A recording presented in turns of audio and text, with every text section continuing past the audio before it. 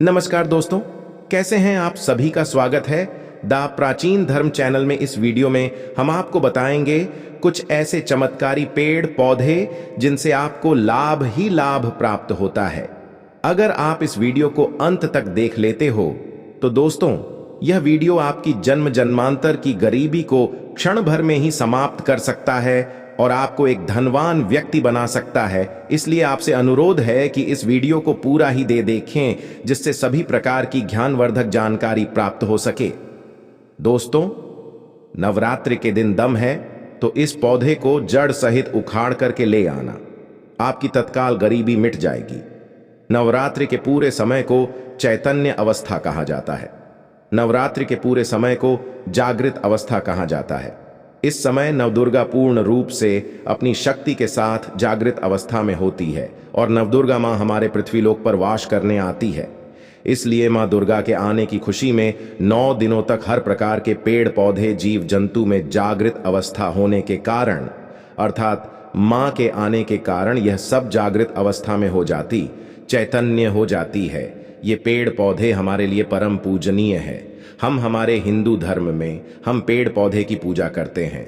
जैसे कि आपने देखा होगा, जो माँ ये बहनें होती हैं वो पीपल की पूजा करते हैं, बरगद की पूजा करते हैं।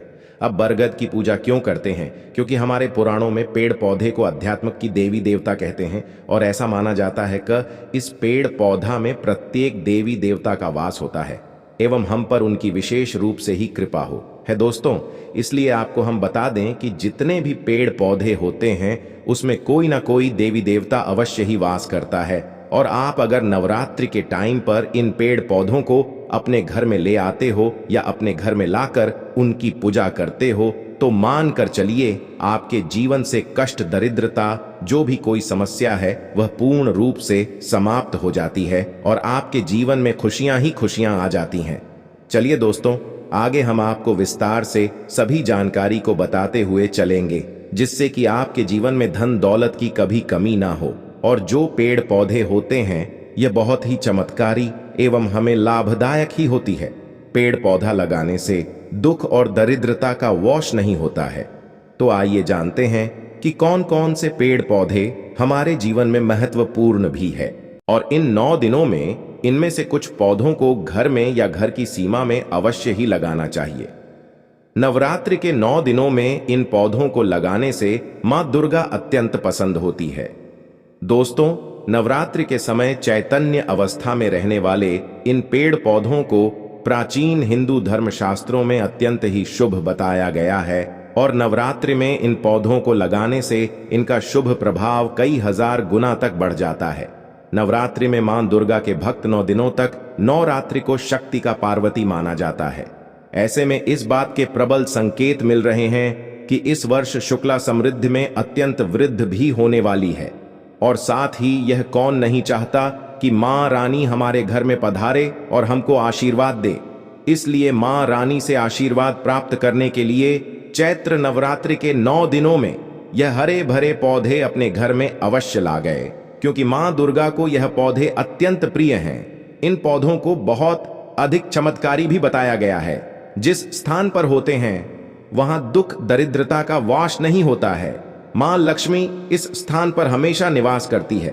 सकारात्मक ऊर्जा से आपके आसपास का वातावरण पवित्र बनता है। और आज हम आपको ऐसे ही 7 पेड़ पौधों के बारे में बताएंगे। तो नवरात्रि के पवित्र महीने में आपको अपने घर में या घर के आसपास अवश्य ही लगाने चाहिए ये पेड़ पौधे, जिससे कि मां रानी की कृपा आपको हमेशा बनी रहती है। नवरात्रि के 9 दिन तक और उसके बाद भी इन पौधों की अच्छे से देखभाल करें और रोज इनको जल देकर प्रणाम करें। इन पौधों के बढ़ने के साथ साथ ही आपके परिवार की भी उन्नति और प्रगति बढ़ती चली जाएगी। साथ धर्मशास्त्र में भी वृद्धि होगी। जैसे जैसे यह पेड़ पौधे बड़े होते जाएंगे वैसे वैसे ही आपके जीवन में सुख समृद्धि में वृद्धि होती चली जाएगी। अगर आपके पास अधिक जगह नहीं है तो आप इन पौधों में से कम एक पौधा अपने घर में या अपने घर की सीमा पर अवश्य लगाए। ऐसा करने पर आपको मां रानी की कृपा से सुख एवं समृद्धि अवश्य प्राप्त होगी। जो नवरात्रि में हम अपने घर में जो पेड़ पौधे लगाने चाहिए उनमें से सबसे पहला पौधा है हरसिंगार का पौधा। इसे शेफाली, शिउली आदि नामों से भी जाना जाता है। इसका वृक्ष 10 से 15 फीट ऊंचा होता है। इसका वानस्पतिक नाम निक्टेंथिस आर्बोट्रिस्टिस है। पारिजात पर सुंदर व सुगंधित फूल लगते हैं। दोस्तों, शिव महापुराण की कथा कहती है कि इस पौधे की उत्पत्ति समुद्र मंथन के दौरान हुई थी। मां दुर्गा को पारिजात के फूल अत्यंत प्रिय है। प्रभु शिव को प्रसन्न करने के यह पारिजात का पौधा स्वर्गलोक से स्वयं धरती पर आया था, इसलिए मां दुर्गा को पारिजात के फूल अत्यंत प्रिय है। आप भी नवरात्रि में पारिजात के पौधे को अपने घर में अवश्य लगाएं, जिससे मां रानी प्रसन्न होकर आपके घर पधार करें, आपके आशीर्वाद प्रदान करें। दूसरा है लाल गुलाब का पौधा। दोस्तों, लाल गुलाब का पौधा मां दुर्गा को अत्यंत प्रिय है। मां दुर्गा को लाल गुलाब का फूल रोज अर्पित करने से मां, इसलिए नवरात्रि में आप अपने घर में गुलाब का पौधा अवश्य लगाएं। साथ ही नवरात्रि में लाल गुलाब का फूल मां दुर्गा के चरणों में अवश्य अर्पित करें। मां दुर्गा आपसे अत्यंत प्रसन्न होकर के आपको आशीर्वाद देंगी। किसी के साथ लाल गुड़हल और लाल कमल भी मां रानी को बहुत प्रिय है। दोस्तों, हिंदू धर्म में तुलसी के पौधे का कितना अधिक महत्व है, यह आप अच्छे से जानते हैं। बाकी पौधे घर में हो या ना हो, वह चलेगा।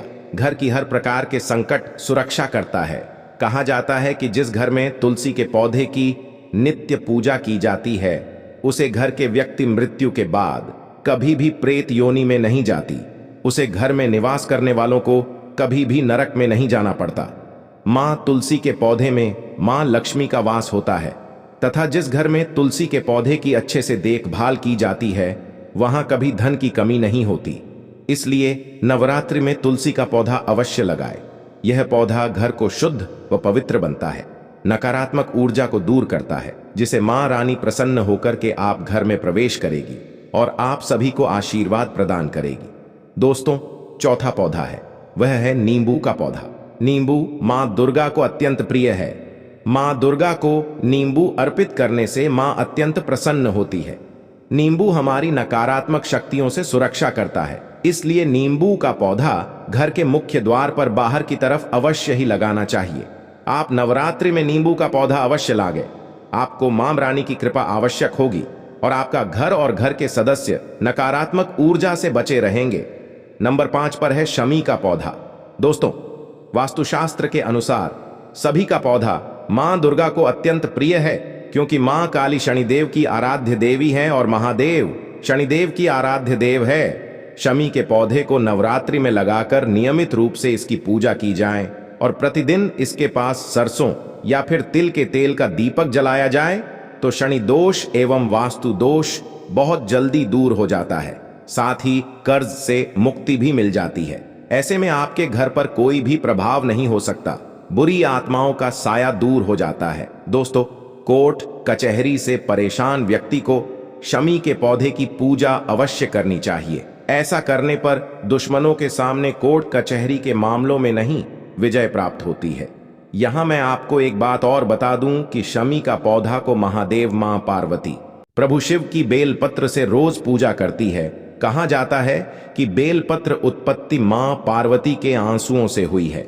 इसलिए यह भी कहा जाता है कि जहां पर बेलपत्र का वर्ष होता है, वहां पार्वती और शिव अदृश्य रूप में निवास करते हैं और वह स्थान काशी तीर्थ के जितना पवित्र माना जाता है। इसलिए नवरात्रि में बेलपत्र का पौधा अपने आंगन में अवश्य यह लागे, मां की कृपा आपको अवश्य प्राप्त होगी।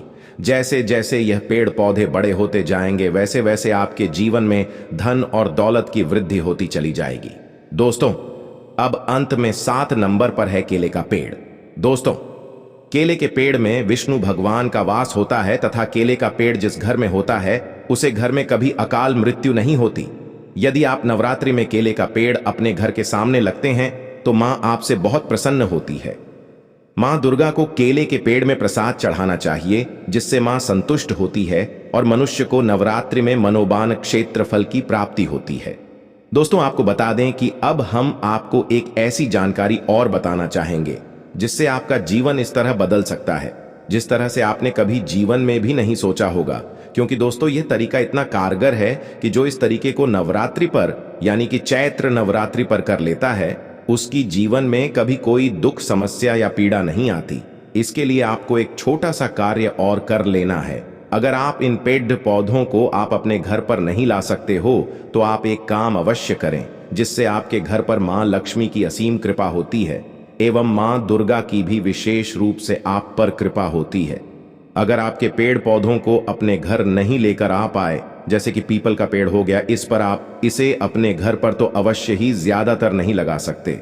अगर आपका बड़ा आंगन है तो आप अवश्य लगा सकते हैं, पर अगर आपका घर ही छोटा है तो इस पेड़ को आप नहीं लगा सकते। तो ऐसे में आप चैत्र नवरात्रि की दिन होती है, यानी कि जो चैत्र नवरात्रि के दिन होती है, इसी टाइम पर आपको 3 दिन लगातार जो पीपल का वृक्ष होता है उसे पर आपको 1 लोटा गंगा जल सुबह आपको चढ़ा देना। ऐसा माना जाता है कि जो चैत्र नवरात्रि में ऐसा करता है उसे मनोवांछित फल की प्राप्ति होती है एवं उसे धन दौलत की कभी कोई कमी नहीं होती। दोस्तों, आपको बता दो, जो जानकारी हम बता रहे हैं बाय प्रमाणित जानकारी है, क्योंकि ऐसे उपायों को, जो उपाय हम आपको बता रहे हैं, ऐसे उपाय हर एक व्यक्ति ने किए हैं और उनसे उन्हें लाभ ही लाभ हुआ है। इसलिए आपको भी हम यह उपाय बता रहे हैं जिससे कि आप इस उपाय को करके लाभ ही लाभ प्राप्त कर सके, साथ में आप अपने जीवन को अति लाभ ही लाभ प्रदान कर सके। दोस्तों, एक उपाय हम आपको और बता दें। दोस्तों, पहले एक बात और बता दें कि जो हमने आपको उपाय बताया है इसे आप मनोरंजन काल की प्राप्ति करते हैं, और जब आप पीपल पर जल चढ़ा रहे होते हैं, जब आप अभी किसी भी मनोकामना को मांगते तो वह तुरंत ही 1 से 2 दिन में पूर्ण हो जाती है। चाहे वह आपकी कितनी भी बड़ी मनोकामना हो, इच्छा हो, जो आपकी हर एक इच्छा अवश्य ही पूर्ण हो जाती है। दोस्तों, अब हम आपको एक और चैत्र नवरात्रि में किए जाने वाला महा उपाय और बताने जा रहे हैं। वह तुलसी से रिलेटेड है। अगर आपके घर में तुलसी का पौधा है तो आप एक काम जरूर करें। आप 3 दिन तक लगातार तुलसी का एक पत्ता तोड़े और जय श्री कृष्ण का नाम लेकर ही तोड़े, क्योंकि ऐसा माना जाता है कि किसी भी वृक्ष का हमें पत्ता तोड़ने से पहले या डाली टूटने से पहले जय श्री कृष्ण का जाप अवश्य ही करना चाहिए। क्योंकि अगर हम ऐसा नहीं करते हैं तो हमें पाप लगता है, क्योंकि हर एक पेड़ पौधे में भगवान किसी न किसी रूप में अवश्य ही पास रहते हैं। इसलिए हमें जय श्री कृष्ण का जाप करके ही पेड़ टहनी को तोड़ना चाहिए, क्योंकि इससे हमें फिर कोई पाप नहीं लगता। दोस्तों, आपको बता दें कि जो तुलसी का पत्ता होता है इसमें मां लक्ष्मी का वास होता है एवं प्रत्येक देवी देवता का वास होता है। इसलिए आपको एक तुलसी का पत्ता अवश्य ही तोड़ लेना है और जय मां लक्ष्मी का नाम लेकर आपको इस पत्ते को मंदिर में आपका जो घर का मंदिर होता है उसमें रख देना है और इसे अगले दिन उठाकर इसे आपको खा लेना।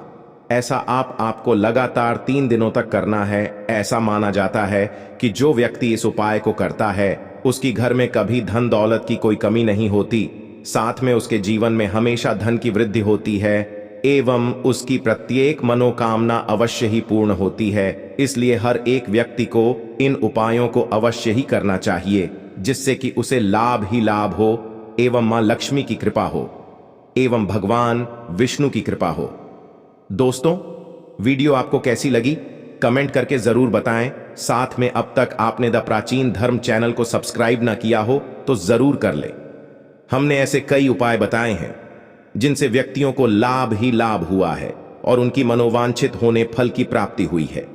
इसलिए आप इन उपायों को अवश्य ही करें, जिससे कि आपके जीवन में भी लाभ ही लाभ हो। धन्यवाद दोस्तों, मिलते हैं किसी नई वीडियो में।